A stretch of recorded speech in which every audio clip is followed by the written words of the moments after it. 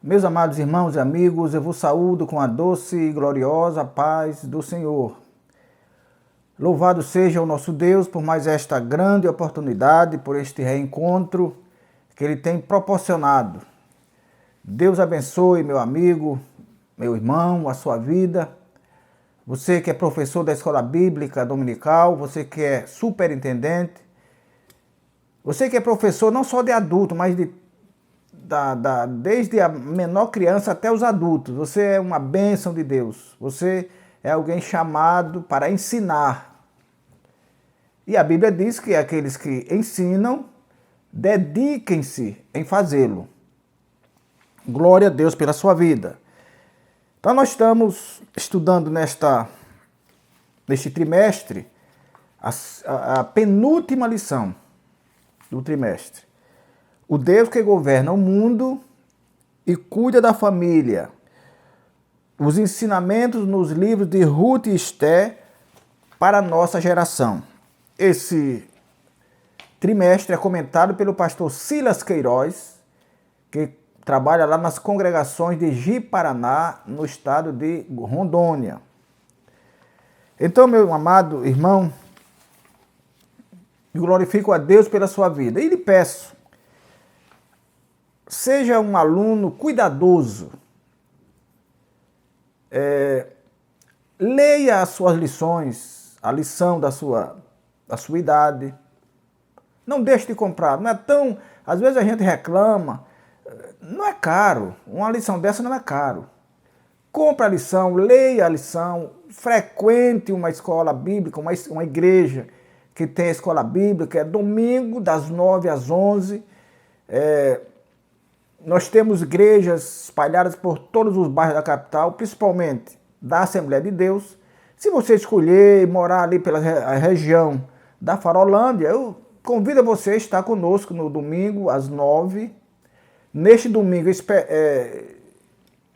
especialmente, às 8, porque às 9 nós temos a ceia do Senhor. Você pode estar lá às 8 horas, estudando conosco a palavra de Deus. De repente você quer me conhecer, quer me ver, trocar uma palavra, nós estamos lá das 8 da manhã até as 9.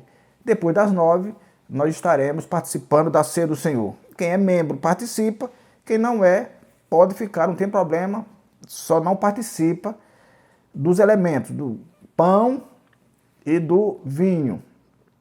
Mas eu me alegro por ter você como nosso inscrito, você que compartilha, você que assiste, você que é glorioso. Eu estava essa semana na festa do Afiadese e alguns irmãos dizem que me acompanham, que isso não é muita gente, não vou aqui me gloriar, não é muita gente, mas tem pessoas que nos acompanham e glória a Deus por isso. Eu estou fazendo um trabalho para poucos, com todo o meu esforço, atingindo a poucos, mas eu estou atingindo, eu não deixo de fazer isso. E você pode ser um desses também, que acompanha o nosso trabalho e que aprende a palavra de Deus. Então a lição de hoje é a lição de número 12, como disse, a penúltima do trimestre.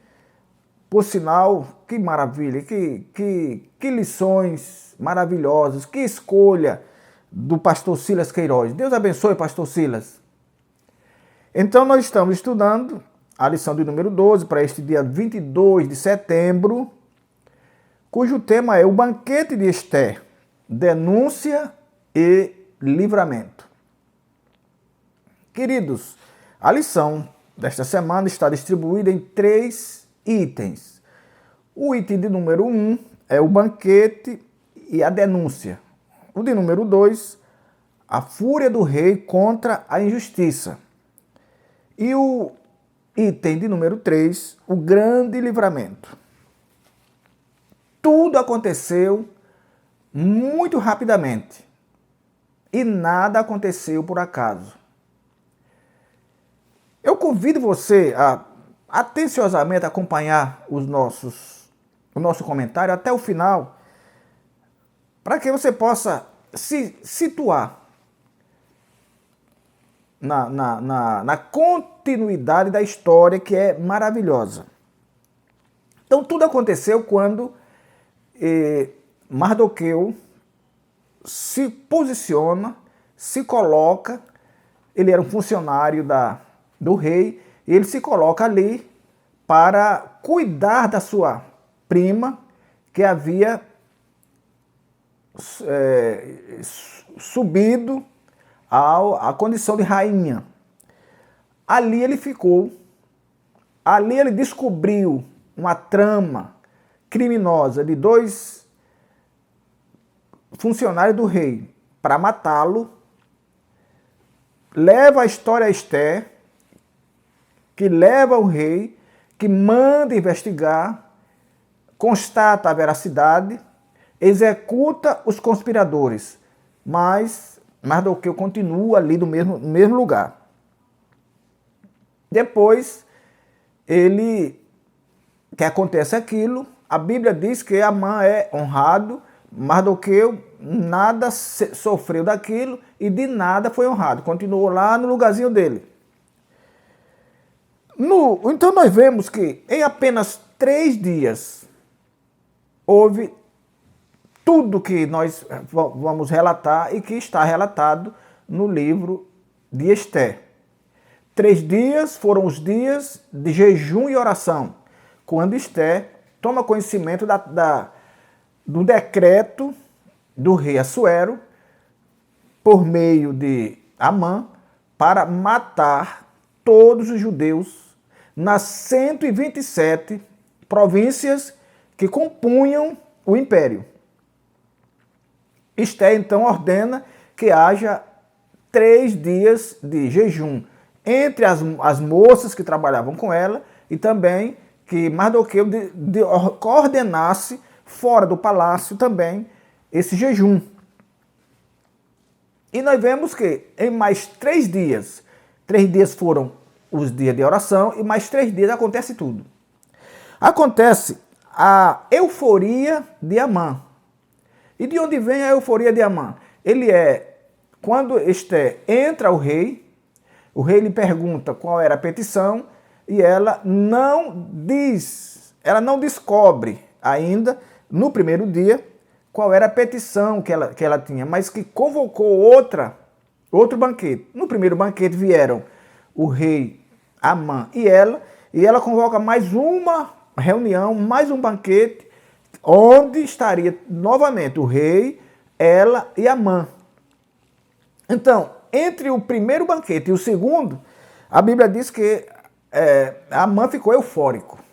Ficou eufórico porque ele se gabou ao sair de que houve aquele banquete e apenas ele, não mais ninguém, apenas ele e o rei tinha sido convocado ou convidado pela rainha para estar lá. Para isso era uma glória. Ele gostava muito de posição, de poder, de fama. E ele sai eufórico, mas só que quando ele sai da casa do banquete, ele encontra quem? Mardoqueu, que estava lá no mesmo lugarzinho, e segundo a Bíblia, Mardoqueu não se moveu para dobrar-se a ele. Isso a ele foi da euforia à fúria, à raiva. E ele relata, então, essa fúria à esposa e aos amigos. E aí a mulher aconselha que ele construa uma forca para matar Mardoqueu. Isso está acontecendo entre o primeiro banquete e o segundo. Ele, então, constrói, ele faz aquela forca para matar Mardoqueu. Como ele estava convidado para participar do segundo banquete, ele vai ao segundo banquete, mas já vai com essa incumbência de convencer o rei para matar Mardoqueu na forca. O que ele não sabia era que Deus estava trabalhando por Mardoqueu, por Esther e pelo povo. Entre o dia do primeiro banquete e o segundo banquete existia uma noite. E foi nessa noite que está relatado aqui no livro de Esther, no capítulo 6, versículo 1, foi nessa noite que as coisas começaram a mudar. Nessa noite é que toda a alegria, toda a disposição do mau Amã em destruir os judeus começa a ruir. Começa a ruir. Deus começa a trabalhar. E nessa noite, que antecedia o segundo banquete, a Bíblia diz que o rei perde o sono. O rei perde o sono. E então ele lembrou-se, porque aquilo tinha acontecido com ele há 5 anos atrás. Ele lembrou-se de mandar pedir as crônicas para ver alguma coisa ali. Ele estava, naturalmente, o pensamento dele era livrar Mardoqueu e o povo. Se não era o dele liquidamente, mas Deus estava falando no coração dele. Ele pede então os livros das crônicas e as crônicas vêm, ele lê e descobre essa trama que foi feita por Bigtan e Zeres e que culminou na execução dos dois.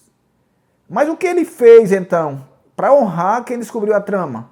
Ele perguntou, como se não soubesse, ele perguntou, disseram, não foi feito nada. E ele então, naquela conversa, alguém disse, Amã está aí no pátio. Ó, imagine que Amã, apesar da fama que ele tinha, ele não era tão querido no palácio, não. Não era tão querido, não. Nós temos alguns fatos aqui que dizem que ele não era querido. As pessoas se dobravam a ele por medo e não por respeito. O que não acontecia com Mardoqueu. Nem por medo, nem por respeito. Porque, meus amados irmãos, homens a gente respeita e obedece, se eles estiverem de acordo com a palavra de Deus. Se não estiverem, a gente respeita pelo cargo, mas não vai obedecer um tirano, alguém que está fora da graça, alguém que caiu. Como é que eu vou seguir alguém que está caído? Eu estou em pé. Se eu for seguir alguém que está caído, eu vou cair também.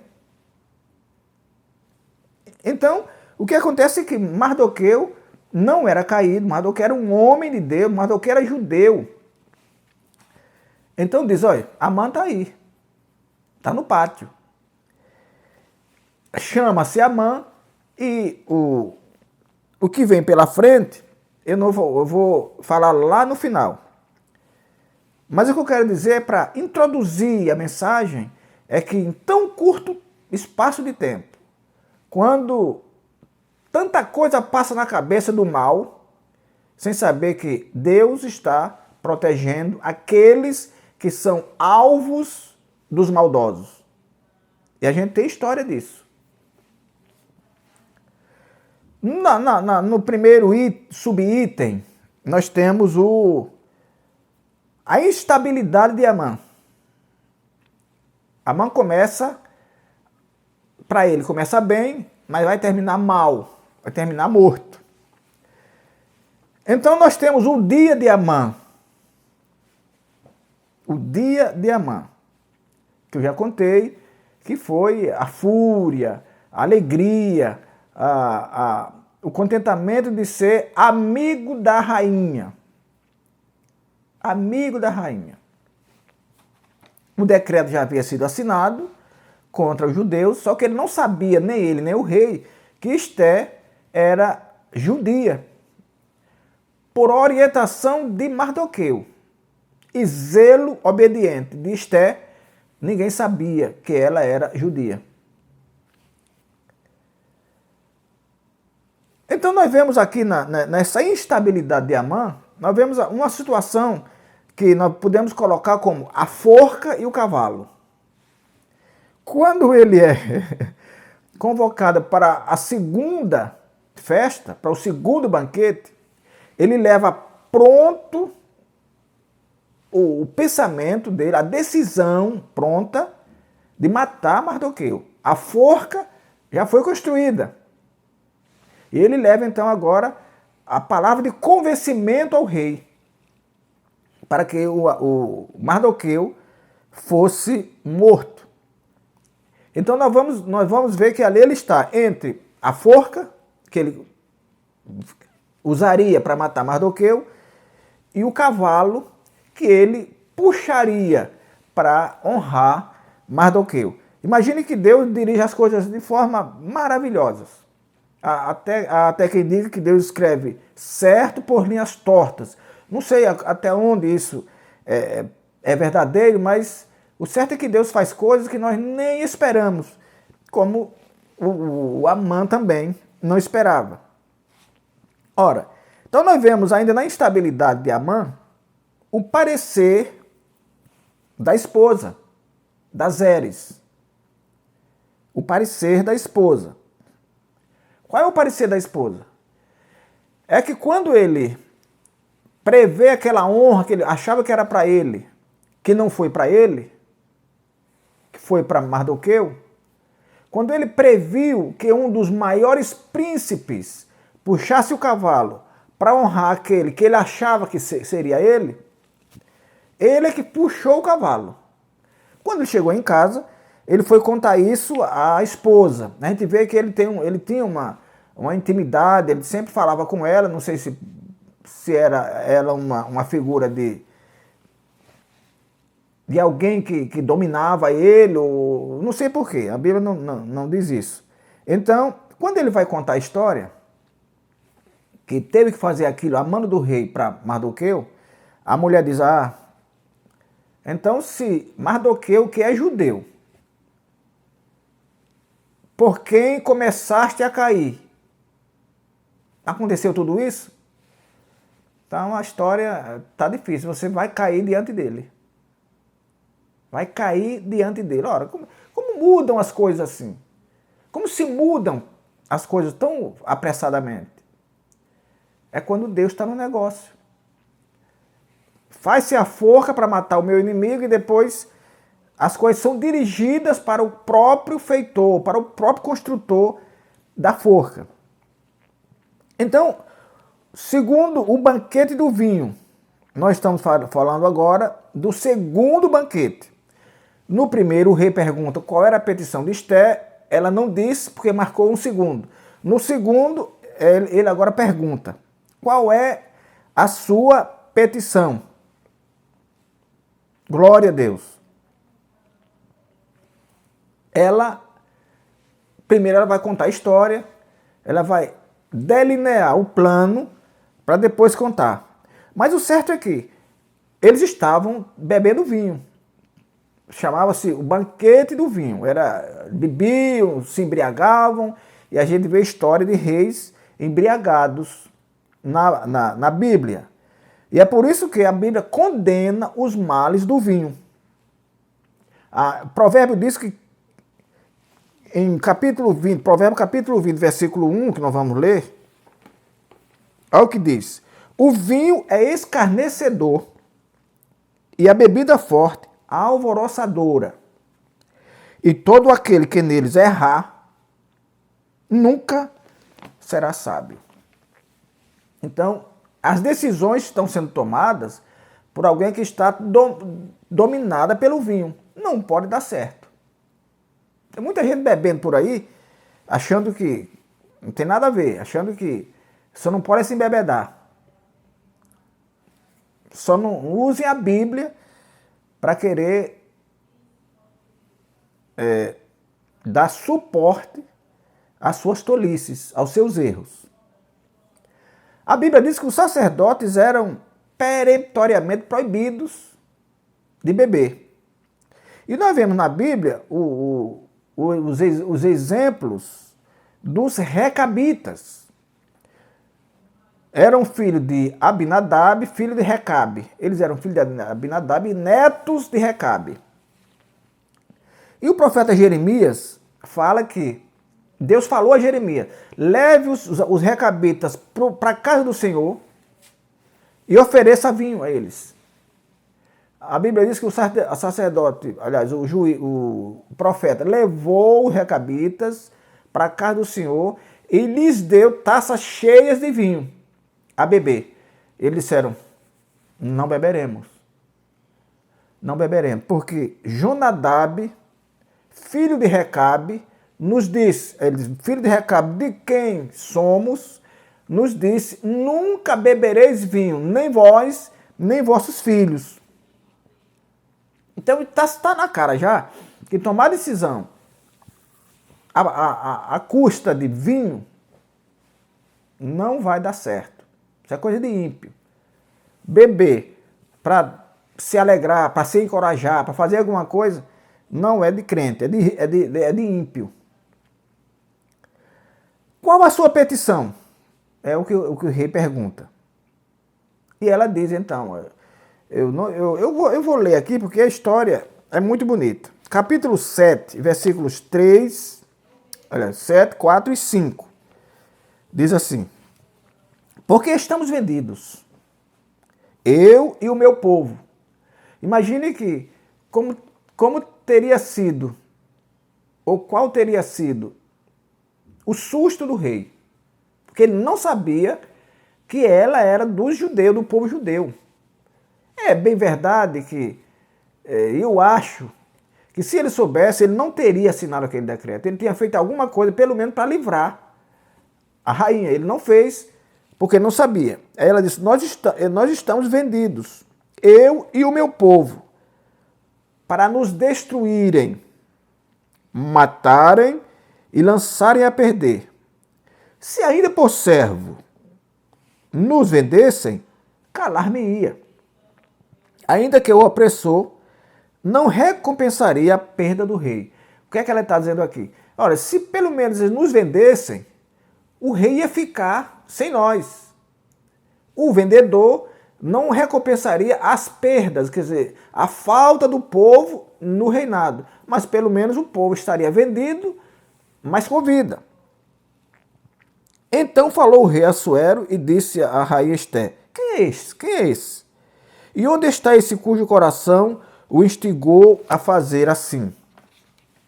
O rei pergunta e ela diz, o homem, o traidor, é esse mau Amã. Glória a Deus. É esse mau Amã. Tudo isso, repito, acontece no intervalo dos dois banquetes. E aí nós vemos o destemor da rainha. Deus havia preparado, a rainha entrou, orou 3 dias, no terceiro dia entrou ao rei, recebeu a graça, foi recebida, fez a petição, aliás, não fez a petição, marcou um outro banquete, marcou o primeiro ali, depois no primeiro marcou o segundo. Então ela já estava pronta, Deus já tinha preparado ela psicologicamente. Ela estava a mulher pronta para denunciar a destruição que sofreriam se Deus não interviesse. Agora nós vemos a fúria do rei contra a injustiça que ele próprio, veja que ironia, ele se espanta contra uma injustiça que ele próprio havia cometido, ou estava prestes a cometer. Alguns querem justificar, não, porque no reinado o rei não sabe de tudo. Não, irmãos, olha, é claro que o rei não sabe de tudo, ele tem pessoas em quem confia. A gente que já fui secretário de comandantes, a gente sabe que tem coisas ali que eles confiam. Tinha um que sempre dizia, ô Braz, eu vou assinar em cruz, eu confio em você, eu vou assinar em cruz. Quer dizer, como que ele disse, se você acontecer alguma coisa ruim, você que se responsabiliza. Eu não vou estar lendo tudo.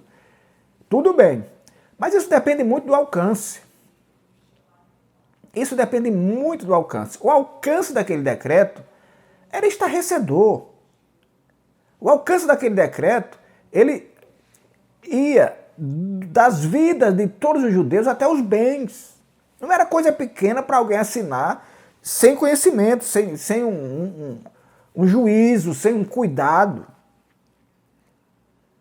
Não era. Mas ele se talvez querendo uma compensação, né? Não, eu fiz isso, mas agora eu me arrependo, e não querendo confessar o arrependimento, ele demonstra, eu acho que ironicamente, essa fúria contra a injustiça. Uma coisa nós sabemos, que ao assinar o decreto, ele o fez induzido pelo Amã. Porque o Amã disse a ele que era um povo diferente. Primeiro, era um povo escravo, um povo diferente, cujas leis também eram diferentes. E que, segundo Amã, não convém deixá-lo viver. Isto é, esse povo não é conveniente que viva entre nós. Eles são diferentes. O rei, então, assume aquilo que o Amã diz, coloca no papel e assina. Não era totalmente uma injustiça, ele estava corrigindo, ele estava sendo instado, obrigado a corrigir, porque Deus é o comandante de todas as coisas. Esté, claro, tinha a responsabilidade de detalhar o plano a ele. O plano é absurdo, é tenebroso. O plano é para matar todos, inclusive eu, e nos saquear tudo que a gente tem. A morte e o saque. Glória a Deus.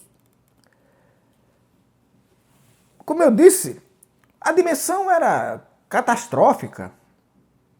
Abrangia as 127 províncias, inclusive aqueles que ele havia liberado para voltar a Jerusalém.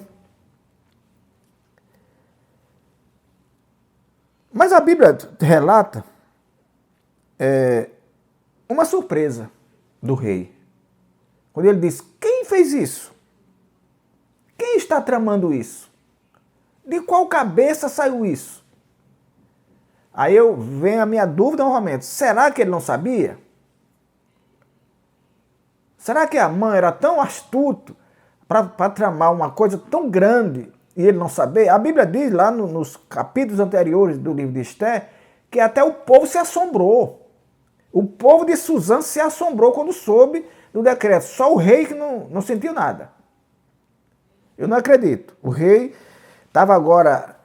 Deus estava sobre ele, pressionando, e ele tentou ironizar, tentou suavizar, mas ele sabia. Ele se fez de surpreso, mas ele sabia. Quem fez isso? Claro que ele sabia que foi Amã, com a assinatura e o sinete dele.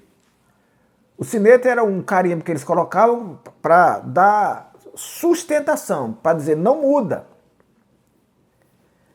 Glória a Deus. Mas, de qualquer forma, ele reage. Ele havia errado, mas ele reage. Ele não tinha outra saída. O povo não estava bem. Não era... E outra coisa, a política dos assírios não era assim tão mortífera, não era tão violenta, não. Eu já disse aqui em algum outro comentário que a diferença entre a política dos assírios e dos caldeus da Babilônia é que a Babilônia, quando ela escravizava alguém, ela tentava tirar dos escravos tudo da origem. A religião, os costumes. E já os assírios não. Os assírios eram mais suaves.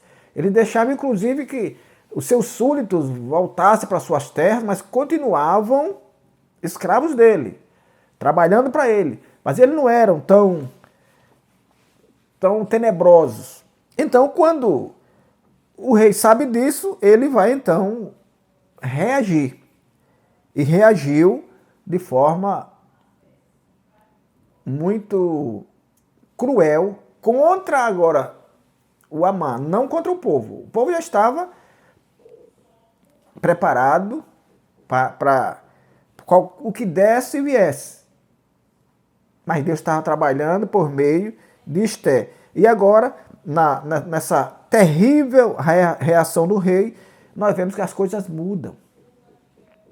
O decreto que havia sido assinado para matar, que não podia ser revogado, era a lei dos medos e persas, que não podia ser revogado, ele agora vai fazer um outro decreto para dar a defesa, para promover a defesa dos judeus. E a gente vê que é uma obrigação daqueles que estão mais acima gritar pelos mais necessitados. E Esther fez isso, junto com Mardoqueu, de uma forma maravilhosa. Provérbios 31:8 diz assim: abre a tua boca a favor do mudo, pelo direito de todos os que se acham em desolação. Abre a tua boca a favor do mudo. Isto é, não é o mudo não é aquele que não tem voz. É aquele que a voz não vai valer de nada. Mas abre a tua boca. Esther fez isso. Mardoqueu fez isso. E Deus ouviu. Louvado seja o Senhor. Um grito de defesa de Esther foi ouvido no céu. Um grito de defesa de Mardoqueu foi ouvido no céu. E o povo agora alcança a graça de Deus. Irmãos, a Bíblia diz que quando o rei se enfurece, quando ele sabe do plano e sabe do autor do plano, ele levanta-se de onde ele está e sai para o jardim do palácio. E quando ele chega, a Bíblia diz que Amã estava deitado sobre o leito de Esther. Naturalmente pedindo misericórdia, pedindo graça. Ele sabia que o mal estava instalado, irreversivelmente instalado sobre ele.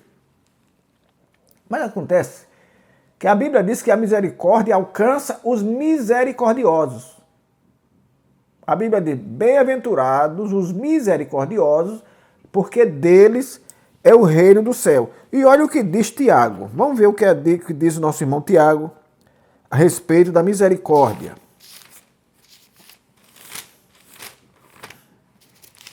Tiago capítulo 2 e versículo 13. Porque o juízo será sem misericórdia sobre aquele que não fez misericórdia, e a misericórdia triunfa sobre o juízo. Isto é, o juízo não é feito apenas de leis. A lei está fria. Segundo Tiago, a misericórdia triunfa sobre o juízo. Isto é, a misericórdia é quando você coloca o seu coração sobre o coração daquele que está sofrendo uma injustiça. E a Mardoqueu agora, aliás, o Amã agora, ele arguía uma misericórdia que ele não teve. Ele queria a misericórdia, o perdão da rainha sobre a vida dele, apenas uma vida. Mas ele planejou matar milhares. Claro que Deus não permitiria aquilo. Aí vem o grande livramento. A reação do rei e a sentença de Amã. Todo mundo sabe qual foi a sentença de Amã. Ele foi enforcado na forca que ele fez para Mardoqueu. Porque as pessoas soberbas e a soberba precede a ruína. E a altivez de espírito precede a queda. Tudo isso estava delineado na vida de Amã. Soberbo, altivo. Claro que ele não teria outro final. O grande livramento. A história da forca chegou ao palácio. A forca foi algo feito ali entre Amã, os seus amigos e a sua esposa Zeres. O rei não sabia, Mardoqueu não sabia, ninguém sabia. Ele leva a história, como eu já disse anteriormente, no segundo banquete. Ele leva, a forca está pronta, e ele leva agora a história para convencer o rei a matar Mardoqueu. A forca era pública, estava lá na praça, todo mundo sabia, mas o rei naturalmente não sabia. E nós vemos então agora, irmãos, em tudo isso, o resultado da resistência de Mardoqueu. A Bíblia diz que nós devemos temer a Deus, resistir ao diabo e ele fugirá de nós. Foi diferente com Mardoqueu? Não. Mardoqueu temeu a Deus, resistiu ao diabo que estava na vida de Amã e ele teve que fugir. O nosso Deus é um Deus inconfundível. É um Deus que nós podemos alcançar até na hora da angústia. E é aí onde ele se curva, aliás, que ele olha para nós. E a Bíblia diz que ele se curva também do céu para ver quem está aqui na terra. Glória a Deus. Ele resiste a tudo ali. Ele faz-se cidadão do céu, judeu inconfundível, judeu zeloso, correu risco de vida, foi humilhado, mas ele teve o resultado. Temer a Deus, resistir ao diabo e ele fugirá de nós. Depois nós vemos que o jogo do poder é terrível. Isso, até no botequim, há o jogo do poder. Aqueles que gostam de estar mais acima e sempre pisando quem está mais abaixo. Porque subir sem pisar ninguém é uma bênção. A gente pode... Isso é perfeitamente aceitável quando eu subo sem pisar. Agora, quando eu subo pisando alguém, isso pode custar caro para mim. Pode custar caro para você que está me assistindo nesse momento. E foi exatamente isso que Amã fez. Pisou todo mundo, menos o rei, para subir, para ficar famoso, para ficar poderoso, a ponto de tramar a morte de milhares de pessoas. Mas a Bíblia diz que ali existia um mordomo chamado Arbona. Por isso que eu disse que esse Amã, ele não era querido. Estava no coração das pessoas o sofrimento passado por ele. As perseguições infligidas por ele. Então, quando o rei se enfurece, o Arbona que estava ali disse, olha, ele já fez uma forca para matar, para enforcar Mardoqueu. Se eu ver tudo isso aí, Mardoqueu descobriu tudo, Mardoqueu nunca fez mal a ninguém, Mardoqueu é de um povo simples, um povo pacato, um povo temente a Deus, primo da rainha. Mas o Amã, ontem ele fez uma forca para matar Mardoqueu. Aí o rei diz, então, peguem o Amã e enforquem nessa forca que ele queria matar Mardoqueu. Vamos ler aqui, no capítulo 7, versículo 9. Vamos ler do 8. Tornando, pois, o rei do jardim do palácio à casa do banquete do vinho, Amã tinha caído prostrado sobre o leito em que estava Esté. Então disse o rei, porventura, quereria ele também forçar a rainha perante mim nesta casa? Saindo essa palavra da boca do rei, cobriram a Amã o rosto. Aí todo mundo já sabia que o mal estava deliberado e que ele morreria. Nessa hora, sempre tem os aproveitadores, os oportunistas. Aqueles que, estando no palácio, eles mudam de lado toda hora, como se muda de roupa. Ele quer estar bem na foto. Mudar de um lado para outro, não tem problema nenhum. Isso, nas políticas que a gente vê por aqui, tem muito isso. As pessoas estão lá, passam anos e anos e anos comendo lá, participando das administrações, das vantagens, dos cargos, das mamatas. Mas quando ele vê que aquela pessoa sob quem eles ficaram tanto tempo aproveitando, está correndo o risco de perder, eles arrumam logo um jeito de pular para o outro lado, que parece que vai ganhar. Foi o que fez Harbona. Harbona sabia de tudo, até que a forca estava pronta. É o que a Harbona diz. Então disse Harbona, um dos eunucos que serviam diante do rei: eis que também a forca de 50 côvados de altura que Amã fizera para Mardoqueu, que falara para bem do rei, está junto à casa de Amã. Então disse o rei: enforcai-o nela. Repara o que ele disse. O Mardoqueu que falou bem do Senhor, o Mardoqueu que livrou da morte, é esse que estava jurado de morrer na forca. Ele não sabia de tudo? Sabia, mas se calaram.